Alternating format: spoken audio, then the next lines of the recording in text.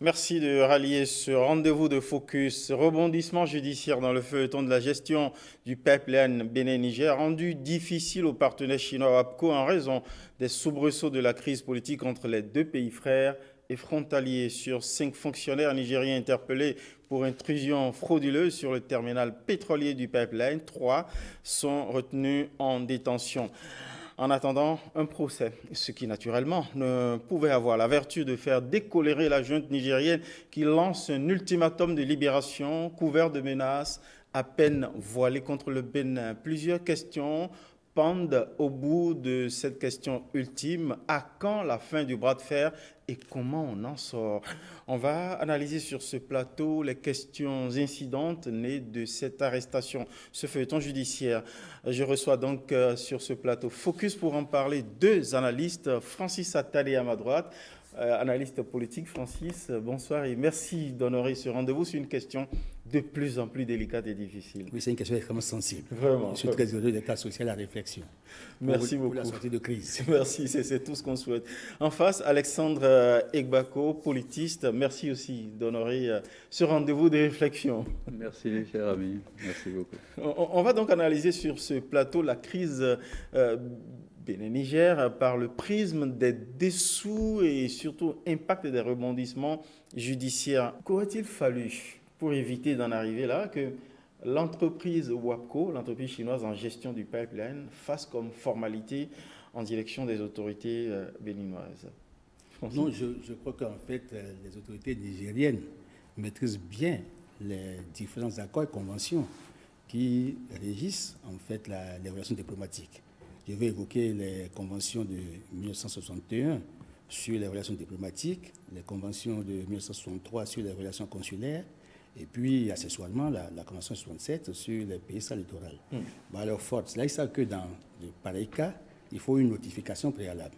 Ça aurait permis d'éviter les déconvenues et les désagréments causés. Bon, maintenant, sur la situation elle-même, vous avez appris, en fait, à travers la déclaration qui a été faite par le procureur spécial de la Criette, que, en fait, 5 personnes, 5 ressortissants nigériens ont été interpellés.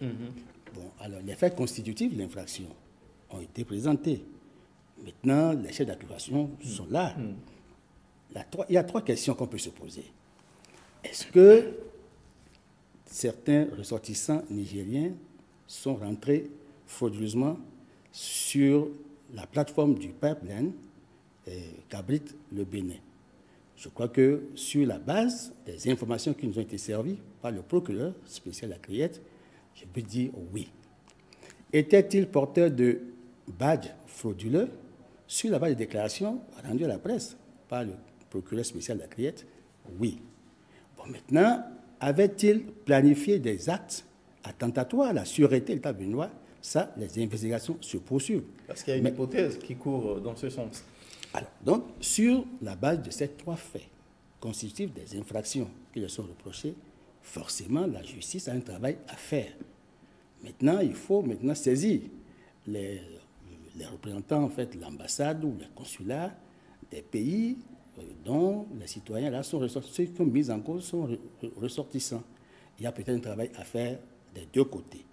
Il faut quand même reconnaître que, vu le contexte de crise qui prévaut, il faut forcément sécuriser les installations pour éviter que de gros ennuis ne viennent endommager ce business que le Bénin a bien voulu favoriser.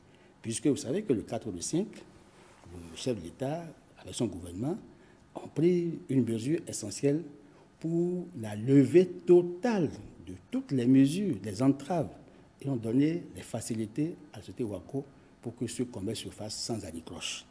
Mais, patati, patatras, il s'est passé quelque chose. Et forcément, il y a une enquête qui est en cours. Je crois que les autorités du Niger doivent comprendre qu'en de pareilles circonstances, il est normal qu'on sécurise. Et si, entre-temps, ils n'avaient pas saisi officiellement par un courrier le Bénin pour lui notifier l'arrivée des experts qui doivent assister au chargement, il peut y avoir un problème. Donc, il faut ramener la bataille dès lors que le Bénin a donné la preuve de sa disposition d'esprit, de sa bonne foi, sa bonne volonté dans l'apaisement de la tension qui existe entre le Bénin et le Niger, vous savez bien que ce sont des pays frères. Et les populations qui vivent de part et d'autre des frontières du Bénin et du Niger ont grand intérêt à ce que nous n'allons pas à l'escalade de la violence. On n'a pas intérêt à alimenter les crises. En arrêtant des fonctionnaires nigériens introduits par l'entreprise chinoise qui est en gestion en fait de ce pipeline au Bénin, est-ce que la partie béninoise ne se fait pas plus royaliste que le roi, d'autant que ces installations, même si c'est sur le territoire du Bénin, appartiennent au Niger, et si les autorités nigériennes considèrent que ces fonctionnaires sont envoyés par elles, par l'entremise de l'entreprise, le Bénin devrait faire confiance à cette entreprise WAPCO, puisque c'est par justement son intermédiation que désormais des négociations, des dialogues se font. En témoignent les derniers conciliabules au Niger, où c'est par l'entreprise de cette entreprise WAPCO que le ministre béninois des Mines a pu partir à Niamey. Oui. Pour rebondir sur la dernière, en fait, vers la fin de votre phrase, vous avez dit que c'est la société WAPCO qui a introduit en fait la partie béninoise, mais les autorités nigériennes étaient informées de la venue. Maintenant, pour ce que M. Attadé, voilà, il y a un contexte. Et ce que disait M. Attadé tout à l'heure, et ce que moi j'ai écouté de la part des autorités nigériennes, c'est que cette équipe qui est arrivée, les 5 personnes, il y a 2 inspecteurs affectés par le Niger. Puisque j'ai écouté la conférence de presse, c'est-à-dire que la société WAPCO a demandé aux autorités qui n'ont pas d'inspecteurs et ils leur ont affecté 2 inspecteurs. Et les autorités ont ajouté de ne pas leur faire un contrat officiel, ni de leur confectionner des badges professionnels. Mais comment se fait-il qu'à l'arrivée, ces personnes disposent d'un badge? Qui a fait ces badges-là, ces personnes? D'autant plus que la partie nigérienne a dit « ne faites pas ça ». Ça veut dire qu'ils sont bien conscients de la situation, que le contexte n'est pas favorable peut-être à leur arrivée. Mais pourtant, ils réclament... Mais pourtant, ils sont arrivés, oui, ils ont pu avoir de badges. Ça veut dire que la société WAPCO aussi a peut-être joué un jeu trouble. Puisqu'ils étaient en possession de badges au nom de la société WAPCO. Comment ils ont pu avoir ces badges pour s'introduire? Il faut dire que c'est vrai, le truc est là, la plateforme est là, mais la sécurité incombe beaucoup plus à la partie béninoise. C'est à nous de sécuriser ces lieux-là. Donc le Bénin, en bon droit, peut demander des explications, peut interpeller ces personnes. Donc pour moi, si il s'avérait que... Donc en vérité, cette démarche judiciaire devrait profiter dans l'intérêt de la partie nigérienne, en principe. En principe, oui. En principe, oui, mais je dis... Pour permettre d'avoir tous les éclairages possibles sur une démarche informelle. Il ne devrait pas avoir de flou autour de cette histoire, parce que ce flou vient s'ajouter au contexte difficile qui est là. Donc, c'est une forme d'aggraver la situation. Comment on peut comprendre alors la posture de la partie nigérienne, officielle nigérienne, qui... voilà. C'est ça que je ne comprends pas. C'est-à-dire, ils savent bien le contexte qui prévaut, mais pourtant, ils envoient des gens, alors que le Bénin avait dit eux-mêmes, je crois, une semaine avant, ils se plaignaient comme quoi la partie béninoise a chassé les douaniers ou je ne sais pas quoi du port de Cotonou ou bien de la plateforme. Oui, mais pourtant, vous Niger. renvoyez encore des gens avec ce statut informel. Ça veut dire que c'est de la provocation. C'est encore une provocation de plus. Et le Bénin ne peut pas rester sans rien faire parce que si quelque chose se produisait demain sur la plateforme, mais c'est eux qui vont être les premiers à condamner encore les autorités béninoises. Est-ce que, au-delà de cette démarche, l'entreprise chinoise a manqué quand même une délicatesse, c'est-à-dire d'informer à tout le moins la partie béninoise de l'arrivée de fonctionnaires nigériens? Que je vous dis, ce que je disais tout à l'heure, c'est-à-dire, je n'ai pas compris le rôle de la partie chinoise dans cette affaire. Puisque les personnes affectées par le Niger, les autorités ont clairement dit ne leur faites pas de contrat, ne leur confectionnez pas de carte professionnelle. Mais à l'arrivée, c'est des gens, on a retrouvé ces personnes avec des badges. Comment ça s'est passé? Et c'est au nom de cette société WAPCO. Donc je me dis, à ce niveau, il y a quelque chose qui me gêne, c'est quelque chose que je ne comprends pas. Est-ce que la partie chinoise a choisi sciemment d'énerver encore les deux pays. Je crois qu'il y a un jeu de trouble que moi, je n'arrive pas à m'expliquer. Francis attendez, en attendant que le procès apporte des clarifications sur voilà, le rôle, la responsabilité, la nature des manœuvres posées par telle ou telle partie, les autorités du Niger, les fonctionnaires envoyés, l'entreprise WAPCO, est-ce que le soupçon, les présomptions de tentatives ou en tout cas de chefs d'accusation visant éventuellement des actes terroristes, que ce n'est pas un peu lourd? Est-ce qu'on n'aurait pas... C'est un peu trop lourd. Mais cependant, écoutez, vous avez bien fait de dire que la partie nigérienne a prouvé qu'en envoyant les inspecteurs, il y a quand même des instructions qui ont accompagné. C'est ça. Maintenant, la société WAPCO n'a peut-être pas suivi les directives. Bon, en fait, pourquoi? Quel intérêt avait-elle à ne pas suivre les directives? Pourquoi créer un flou autour? Parce qu'en fait, tout le problème se pose au niveau de l'entrée frauduleuse, au niveau des badges, et puis d'autres informations complémentaires qu'on a eues qui seraient attentatoires à la sécurité de l'État. Puisque de part et d'autre, je crois que les deux États sont dans la méfiance réciproque. Le Bénin a été accusé par 2 fois. La première fois, on estime que nous avions violé l'accord bilatéral. Vous avez compris? On a dû appeler à la médiation de la partie chinoise. D'où la réunion en fait, du comité interétatique à Niamey. Par la suite, on constate qu'il y a eu un problème lié à l'entrée frauduleuse, lié au badge, et puis à d'autres informations extrêmement sensibles. Puis, le Bénin décide d'interpeller pour combattre davantage. Ce qui est normal pour un État responsable. Et qu'est-ce qu'on dit de l'autre côté? On apprend qu'ils disent qu'il y a eu kidnapping et prise d'otages. Et qu'ils vont obtenir la libération de leurs citoyens, de leurs ressortissants, par tous les moyens. On va à l'escalade et il y a un problème. Alors que le président Talon a pris des mesures pour dégeler plus ou moins la situation, pour montrer sa bonne foi, afin que les deux États qui n'ont pas intérêt à alimenter des crises inutiles puissent s'entendre sur un minimum. C'est parce que le dialogue n'existe pas. Et c'est parce que même au niveau de la diplomatie régionale, il y a un petit problème. Or, en principe, ce n'est pas le Bénin qui a créé un problème. C'est dans le cadre de l'application des sanctions prises par l'entité régionale, qui est la CEDEAO, qu'un problème est né par rapport à l'application de ces sanctions. Donc le Bénin n'est pas en fait l'instigateur de tout ce qui est arrivé.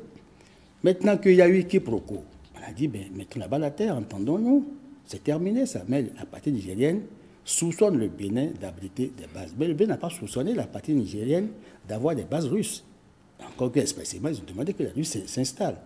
Mais nous avons la bonne préparation, on n'a pas peur, le Bénin n'a pas peur, a priori, d'une attaque quelconque, puisque le Bénin a toujours gardé la posture d'un État responsable.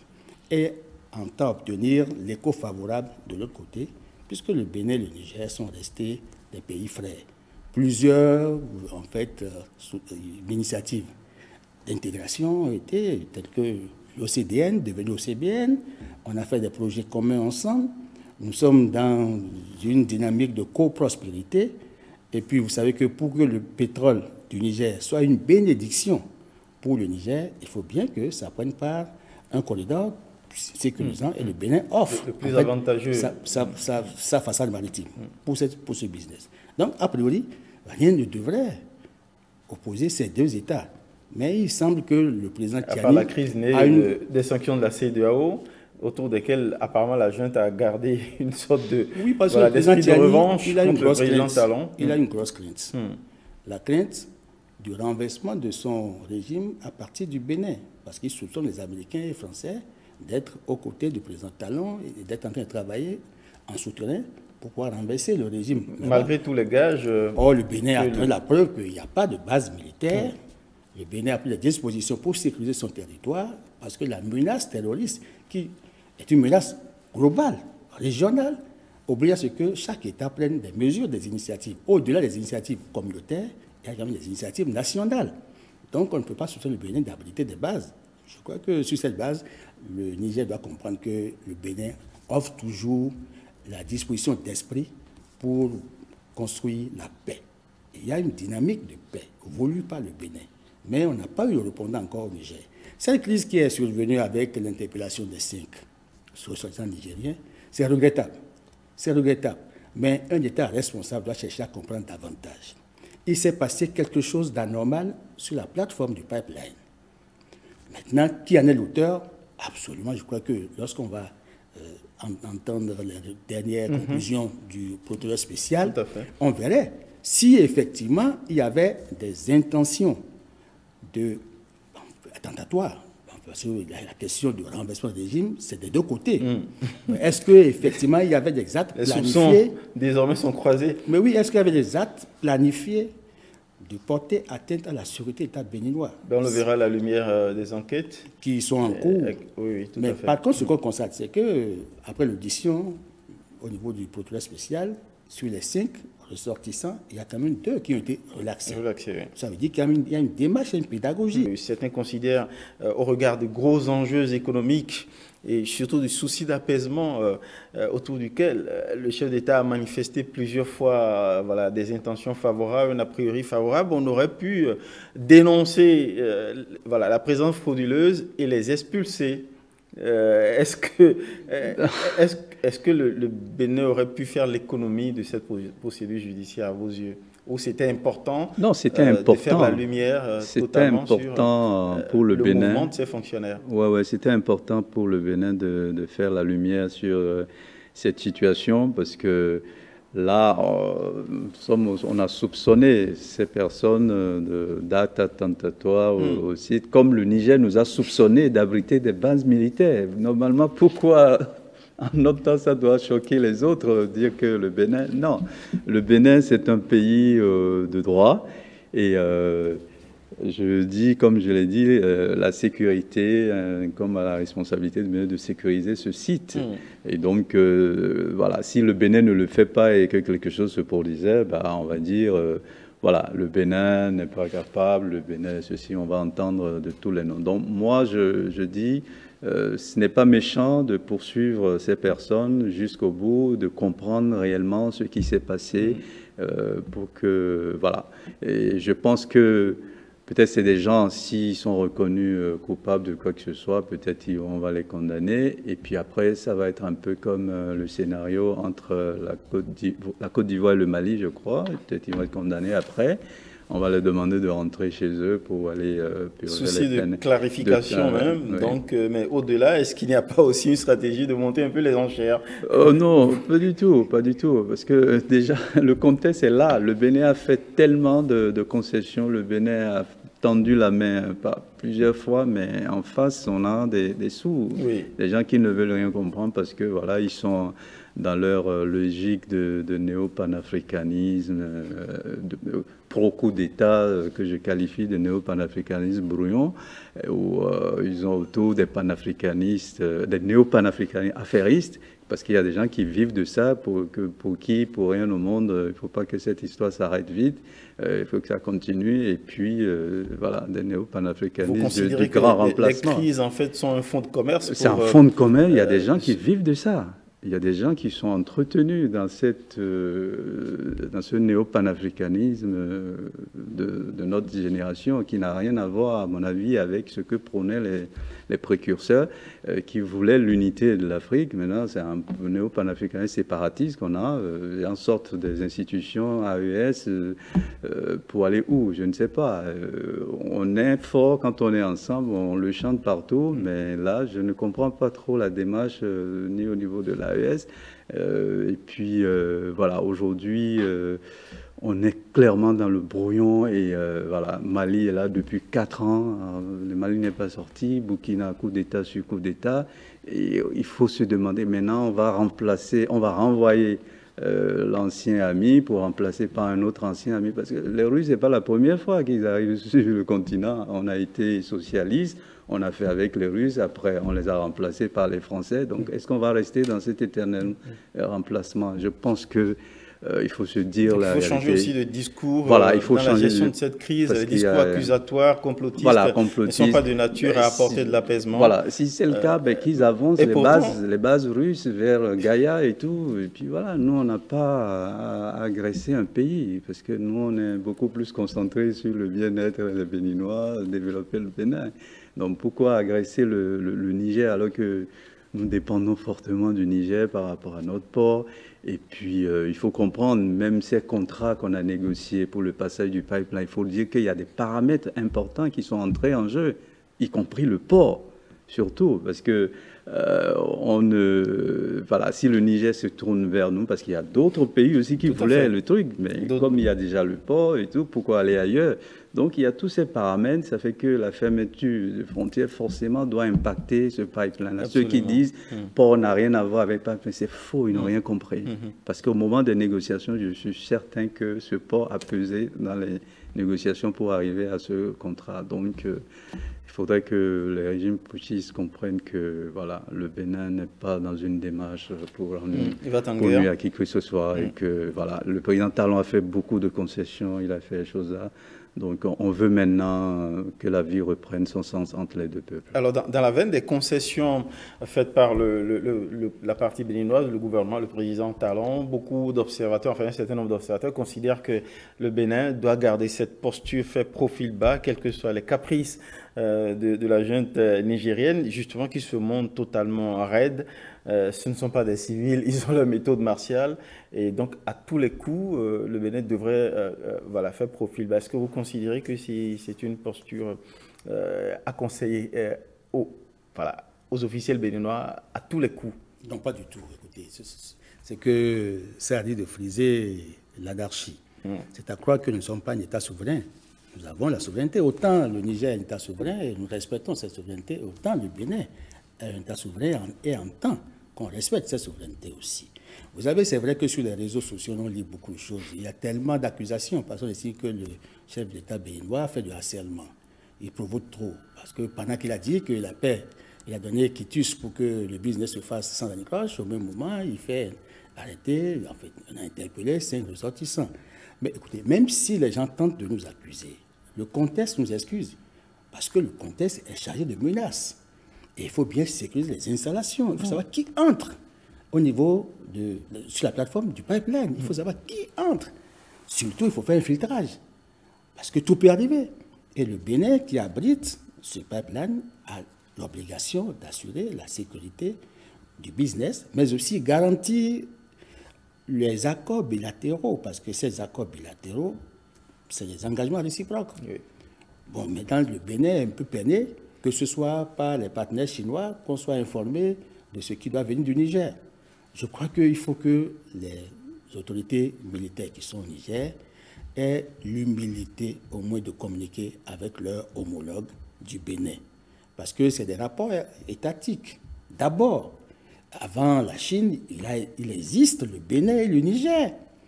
Donc, je crois que le président Talon, même au moment où il a mis l'interdiction sur l'embarquement, c'était juste pour provoquer, appeler à la négociation, pour qu'ils s'entendent sur un minimum.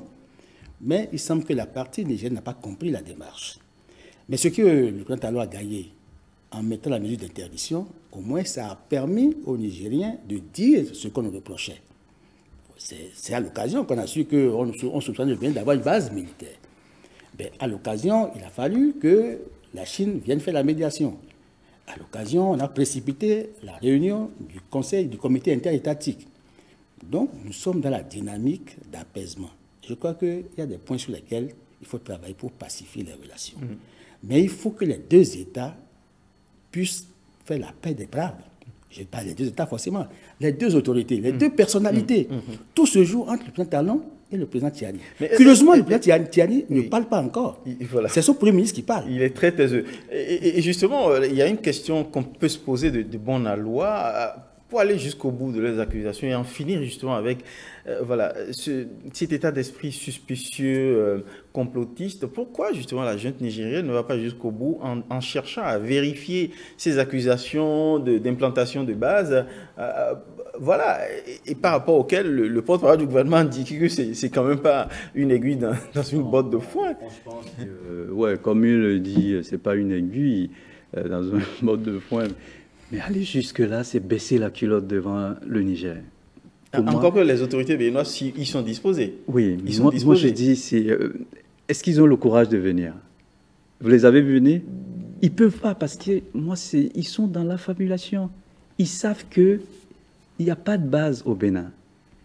C'est des gens qui sont dans leur logique de gestion de leur putsch. Le schéma est connu. Ils doivent tout faire pour se faire accepter et avoir une légitimité à la tête du Niger. Parce qu'ils sont arrivés par effraction. C'est des gens qui détiennent un pouvoir que le peuple ne leur a pas confié. Donc il faut chercher des boucs émissaires pour pouvoir rester. Il faut indexer les gens. Ils ont trouvé tout juste, c'est-à-dire le Bénin a été un peu ferme dans sa position au début de la crise et là, ils ont sauté là-dessus et c'est ça qu'ils sont en train de monnayer depuis. Sinon, en réalité, il n'y a pas de problème, il n'y a pas de base. Par rapport à ça, le chef d'État considère que c'est passé. Le chef d'État béninois considère oui, mais pour eux, il y avait un temps pour accuser, un temps pour lever le temps, et puis après un temps pour passer à autre chose. Mais visiblement, ils n'entendent pas l'évolution de ce discours. Il a tout dit. Vous voulez qu'il dise encore quoi, le président béninois? Il a tout dit. Il a donné toute la disponibilité. Il envoie un émissaire avec une lettre. Vous ne le recevez pas. Mais justement, à propos, est-ce qu'avec la junte nigérienne aux méthodes, comme je le rappelle, martiales et totalement nouvelles, ça ne correspond pas du tout aux manœuvres feutrées du cadre diplomatique, les canons, les règles usuelles, est-ce qu'il ne faudrait pas également que la partie béninoise en prenne conscience et considère que désormais avec la junte nigérienne, il faut changer de méthode, adapter d'autres méthodes informelles? Bon, le mot informel, le président Talon ne veut pas en entendre parler. Non, informel, non.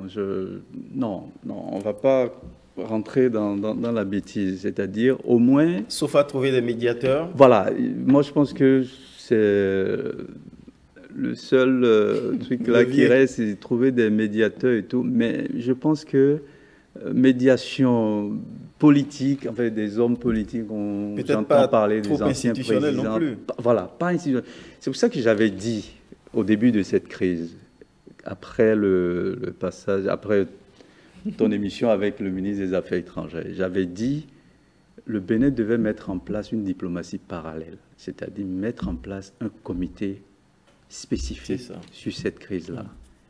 Dans ce comité, j'avais dit il ne fallait pas qu'il y ait la présence du ministre des Affaires étrangères.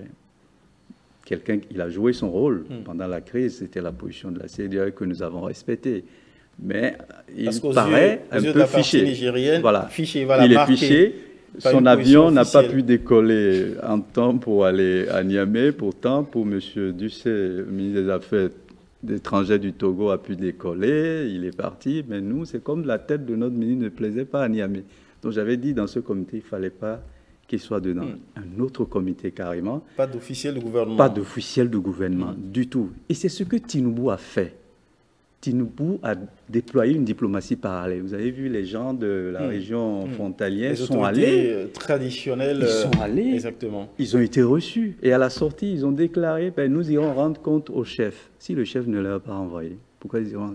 Tinubu, derrière ce Dos Bombay. Il faut aller chercher Donc, des personnes qui peuvent potentiellement avoir de l'influence et représenter aux yeux de la jeune Nigérienne une certaine neutralité. C'est ça. Le Bénin, comme à son habitude, joue trop collectif. En diplomatie, non. Il faut jouer collectif, mais en ayant en ligne de mire ses intérêts.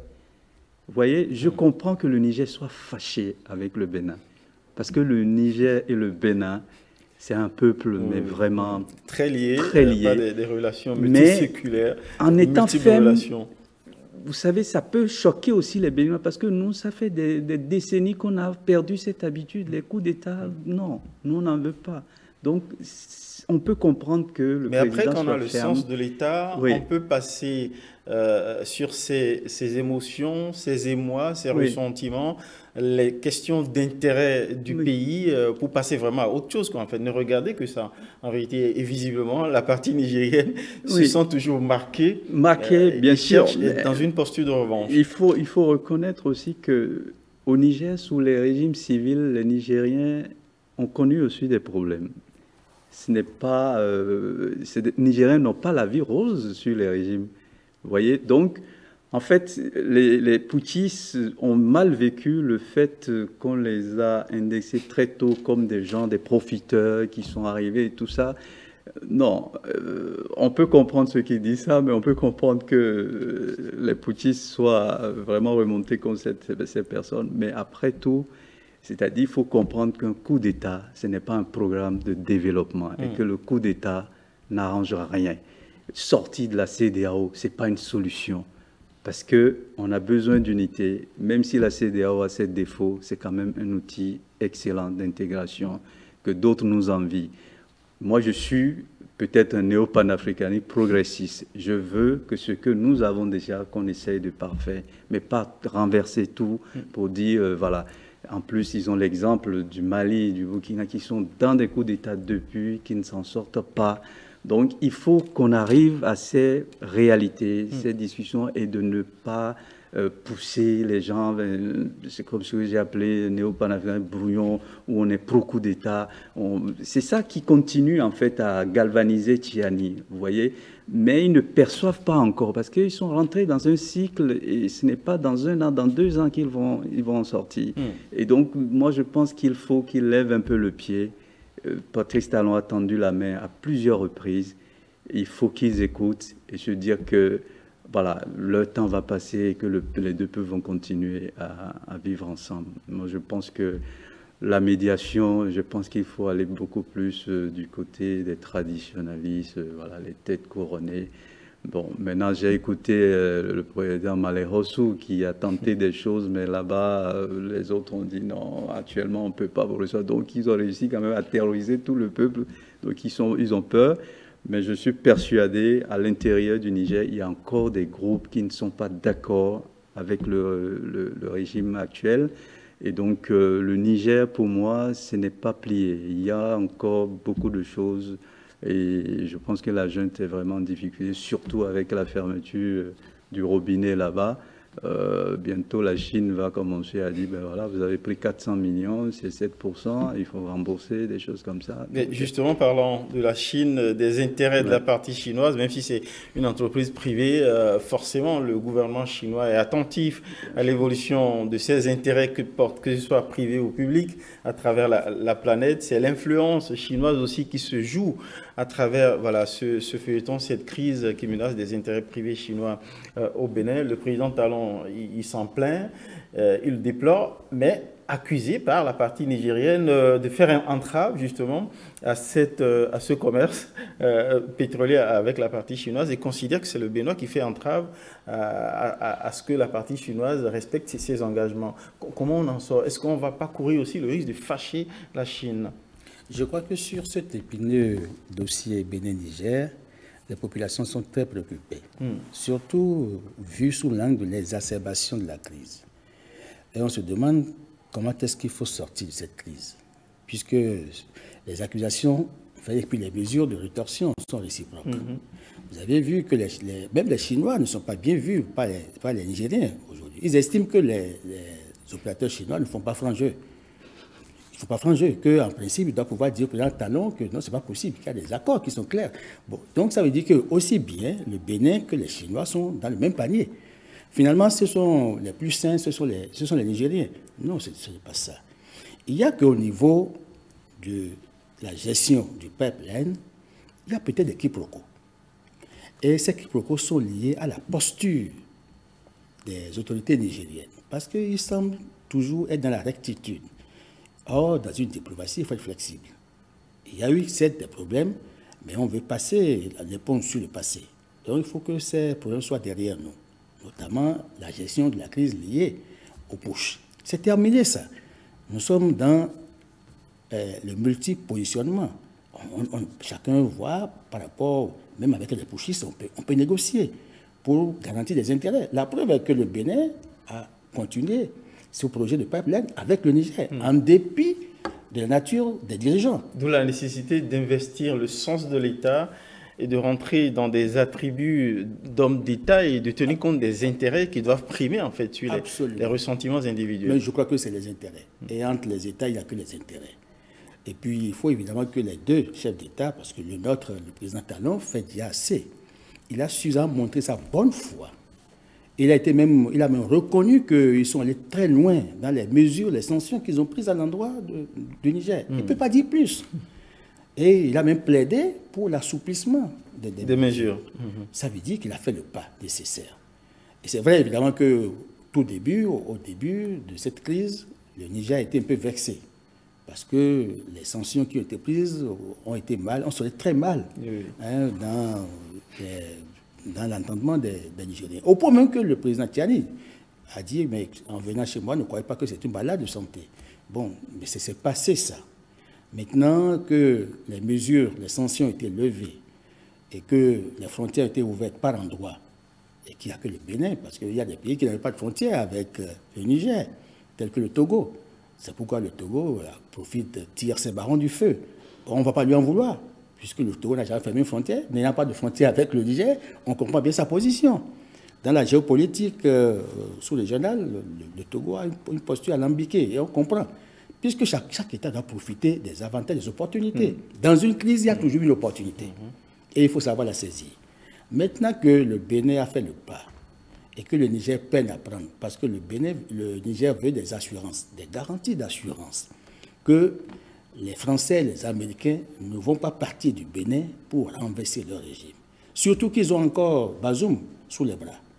Ils n'ont pas encore fini de lever de solder les suites de ce putsch-là. Donc ils ont toujours peur, parce qu'ils se disent que tout peut leur arriver.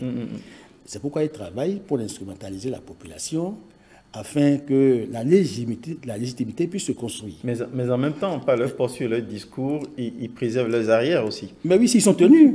Ils sont tenus. Vous avez vu, personne n'aime les coups d'État. Vous avez vu au Mali. Ouais. Dans leur constitution, ils ont encore moins les putschistes. Mais oui, alors celui qui a tué par l'épée a toujours peur de l'épée. Exactement. Ce qui est normal.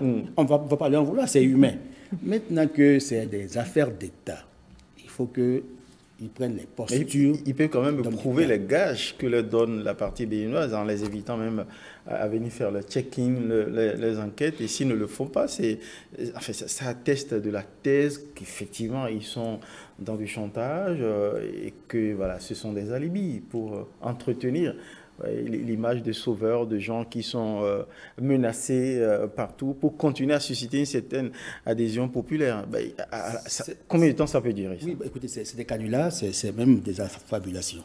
Mais on ne peut pas leur en vouloir. C'est normal parce qu'il y a des faits qui paraissent anodins chez nous. Et sur la durée, ça peut tenir? Non, ça ne va pas tenir. Ça peut pas tenir. Vous savez qu'il y a des visites que nous avions reçues ici au Bénin qui ont été mal interprétées de l'autre côté. Parce que vous savez évidemment qu'on a reçu ici un commandant américain qui est venu nous visiter, mais qui n'a pas été reçu là-bas, mais qui serait formateur du président Tiani. Alors, il soupçonne beaucoup de choses. Mais ce n'est pas parce qu'ils ont rompu les accords avec des partenaires, ils ont revu des accords, que forcément le Bénin aussi de la même dynamique. Non, qu'on laisse le temps au Bénin d'apprécier et de juger de l'opportunité de coopérer avec ou de rompre la coopération avec des États. On ne va pas lui imposer. Le Bénin est un État souverain. On n'a pas à imposer les partenaires qu'il faut à l'État nigérien. Donc, je veux évidemment qu'à l'issue de ces entretiens, que les autorités nigériennes sachent que le Bénin n'a aucun intérêt à abriter une base dont le but serait d'œuvrer au renversement du régime du Niger. Et le Bénin a fait toutes les possibilités pour qu'ils viennent contrôler. Il y a un grand pas pour l'État souverain parce qu'on ne veut pas venir enquêter sur l'État souverain. Mais le Bénin dit, mais si vous voulez vérifier, mais venez vérifier. Le Bénin sait que, expressément, le Niger a demandé aux Russes de venir s'installer, de venir mettre une base. Ça n'a pas gêné le Bénin. Bon, le Bénin n'a pas demandé d'avoir une base ici. Le Bénin n'en a pas. Pour les informations officielles qui nous ont été servies par le porte-parole du gouvernement. Mais ce qui est curieux, c'est que dans parallèle des formes, lorsqu'un chef d'État parle, peut-être alors, je crois, dans cette crise, il a pris la parole par 3 ou 4 fois déjà. Mais on n'a pas vu le président nigérien, Tiani, s'adresser au moins une fois à son homologue. Ou à défaut, lui laisser un message sur sa page Facebook. Pourtant, on l'a vu venir visiter d'autres États. Le Bénin, c'est un peu comme si le Bénin n'est pas fréquentable, mais on veut faire des affaires avec le Bénin. Au nom des intérêts, au nom de la bénédiction que constitue le pétrole, le président Tiani doit faire l'effort d'avoir le profil bas et au moins de payer les Chines pour venir échanger avec, ne serait-ce que pour cette question du pétrole. Parce que c'est le Niger, en fait, qui est premier bénéficiaire, même si les Chinois en profitent. Ce que nous avons ici au Bénin, c'est parce que c'est un truc de transit, c'est parce que nous abritons le terminal.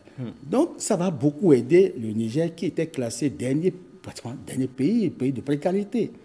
Donc je crois qu'ils ont intérêt à sauver ça, parce que même s'ils décidaient de changer l'itinéraire du pipeline. Justement, c'est une question qui se pose par rapport aux impacts possibles de... Comme ils l'ont fait pour leurs marchandises, ça prendra du temps et ça va créer encore d'autres problèmes, parce que là, ils auront affaire à d'autres partenaires. Ils vont peut-être quitter la médiation pour l'arbitrage. Et ce sera devant des juridictions, certainement de l'OADA et autres. Donc, on peut l'éviter. Parce qu'à l'étape où nous en sommes, on peut faire intervenir par anticipation des médiateurs. Ils ne veulent pas certainement de la médiation de la CEDEAO, parce qu'ils ont de gros griefs contre la CEDEAO, pour avoir quitté avec effet immédiat la CEDEAO, en violation même de l'article 91 du traité de la CEDEAO. Qu'importe, c'est fait. Bon, alors, maintenant qu'ils ont dit qu'ils ont quitté, mais ils n'ont pas quitté l'UEMOA. Ils n'ont pas quitté l'UEMOA. L'UEMOA, c'est encore la plus grosse famille, et le partenaire qu'ils craignent, et qui semblait avoir une main invisible sur tout ce qui se passe, est bien assis encore au niveau de l'UEMOA. Donc, il faut qu'ils aient raison de garder et qu'ils fassent le discernement nécessaire. Parce que c'est la France, qu'ils en veulent à la France, mais la France est à l'UEMOA. Bon, donc, qui se disent que, comme nous n'avons pas changé le franc CFA, et qu'ils continuent d'utiliser le franc CFA en attendant d'avoir leur monnaie, s'ils veulent, parce qu'on ne peut pas refuser à un État d'avoir sa monnaie. Sur les 15 États de la CEDEAO, il y a au moins 7 ou 8 qui ont leur monnaie. Bon, donc, on ne peut pas interdire un État pour des raisons de souveraineté. Et si vous avez l'or qu'il faut, en fait, tout ce qu'il faut pour avoir une monnaie, vous aurez la monnaie. Et ce sera gagé sur l'or ou gagé sur autre ressource. Mais l'intérêt essentiel qui lie les États doit être préservé pour la bonne coopération et surtout pour le bonheur, le bien-être des peuples qui abritent ces deux États. Et je crois que le Bénin ne fait pas un procès au Niger pour le régime militaire qui est installé. C'est déjà derrière nous. Ils sont des autorités. C'est ce que le chef d'État ils sont en train de gagner en légitimité. Mais oui, donc il faut qu'ils sachent que cette affaire de coup d'État, c'est terminé. Le Bénin n'en parle plus, puisque la CEDEAO même a mis ça dans ces tiroirs. Pour autant, en attendant que les esprits s'apaisent et qu'on fume le calumet de la paix, en réaction à l'arrestation au mandat de dépôt décerné contre 3 des fonctionnaires qui sont retenus sur les 5, la partie nigérienne a menacé exiger la libération de tous ces fonctionnaires au risque de l'obtenir par tous les moyens. Selon vous, qu'est-ce qui sous-entend intervention militaire? Je ne crois pas. Action judiciaire, peut-être? Ouais, peut-être une action judiciaire, mais...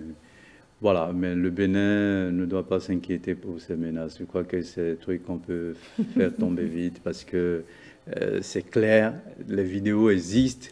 Les 2 inspecteurs, c'est l'État du Niger qui les a infectés dans ce contexte que vous connaissez. Ils ont dit qu'on a chassé leurs dignes représentants, pour reprendre les expressions du ministre Lamine Zeyn, qu'ils ont été chassés. Vous n'avez pas réglé le problème, pourquoi on les a chassés, mais vous renvoyez encore d'autres. Et vous martelez clairement la société chinoise, ne leur faites pas de contrat, ne leur confectionnez pas de badge professionnel. Qu'est-ce que vous voulez au juste, en fait? Donc, il est important quand même que la partie Niger revienne à un minimum de règles. Voilà, ne serait-ce que pour et des codes de conduite. Renouer avec le dialogue, échanger. Moi, je veux entendre le président Tchiani, encore que je l'ai entendu un peu, mais... Je trouve que c'est quelqu'un qui est vraiment panafricaniste, raide, ne peut pas dire 2 mots sans mais dire impérialiste, français. Non, ça, ce n'est pas des programmes de développement, ça. Je crois qu'il faut passer à autre chose et il faut dialoguer. Je crois que le Bénin a tellement fait le pas que là, si le Bénin continue, le Bénin va tomber dans un trou, quoi. Donc, on a envie de dire, chères autorités nigériennes, s'il vous plaît, réagissez pour qu'on sache véritablement ce que vous attendez de nous. Parce que nous, on ne sait plus. On a tout dit, on a tout fait. Là, on ne comprend plus. Donc, nous sommes suspendus à vos lèvres. Cher Francis Attali... je crois que le Niger ne veut pas des interventions extérieures. Donc, c'est dans le cadre de la résolution de ce problème, de ce quiproquo, il faut bien que le Bénin trouve à l'intérieur ce pays, des mécanismes locaux, pour les arrimer avec ce que le Niger veut. Vous savez, évidemment, c'est pourquoi on a dit on peut avoir un médiateur, c'est-à-dire une personnalité religieuse qui fait l'adhésion et qui, a priori, de par sa posture, peut être accepté. Oui, mais justement, il ne propose rien, il ne parle pas. C'est ça. Non, mais il y a on n'a pas désespéré à en trouver. Oui, on va en trouver. C'est sûr qu'il doit y avoir des interlocuteurs, des gens qui sont dans leur proximité, Absolument. éventuellement, que le Bénin tâcherait à identifier et dont il userait et bien les bons offices pour essayer de manière informelle, voilà, dans la diplomatie toute africaine, essayer de trouver un dénouement. En tout cas, dans ce feuilleton, dans cette crise qui perdure, le temps pourrait être un allié et il faut peut-être pas mal de patience pour espérer finalement que même ennemi. Il faut potentiellement. Il faut qu'on gère le temps au mieux. Potentiellement. Le temps au mieux. En attendant de voir les issues justement des enquêtes qui sont en cours, au bout desquelles on espère que le Bénin, toujours dans sa posture, dans sa veine pacifiste, finira par prendre une décision qui conduirait à la pacification des relations de plus en plus tendues entre le Bénin et le Niger. En tout cas, c'est le vœu, y compris du chef d'État béninois, mais également de tous les deux peuples, voilà, nigériens et béninois. Ne parlons même pas des opérateurs économiques qui sont très pénalisés par cette situation. En tout cas, on croise les doigts et c'est tout ce qu'on souhaite au bout de nos analyses. Merci d'être passé pour apporter vos lumières, vos analyses. Merci à toi. Merci de nous avoir suivis. À bientôt.